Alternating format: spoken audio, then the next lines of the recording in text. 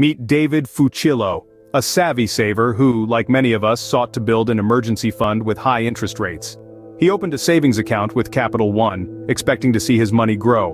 But instead, he discovered that his account's interest rate was a mere 0.3%, a far cry from the high yield he had envisioned. This significant loss of potential earnings was a disappointment, to say the least. You see, back in 2022, the Federal Reserve made the move to raise interest rates. It was a decision that echoed across the financial world, and Capital One customers were no exception. They anticipated that their rates would increase in kind, but that expectation crumbled as their rates stayed stubbornly low. In 2019, Capital One had introduced a new offering, the 360 Performance Savings Account. It was a shiny, new account type with higher yields, but it didn't replace the older, low-yielding 360 Savings Account.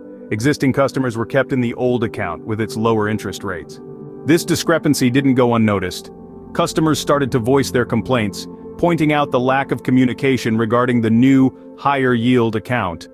It wasn't long before these grievances culminated in a class-action lawsuit filed against the bank. Capital One's president, Celia Edwards-Karam, was quick to respond. She stood firm, explaining the bank's stance and the reasons behind their account policies. But the question remained, why keep the lower interest rates? Well, the answer to that lies in the current financial climate. By paying lower interest rates, Capital One boosts its profits. It's a strategy that, while not popular among savers like David Fucillo, certainly seems to be working in the bank's favor. So, as we navigate this ever-changing financial landscape, it's worth remembering that not all that glitters is gold, or high yield in this case. Understanding the nuances of your savings account and keeping a close eye on interest rates can make all the difference in the world. After all, knowledge is the best investment.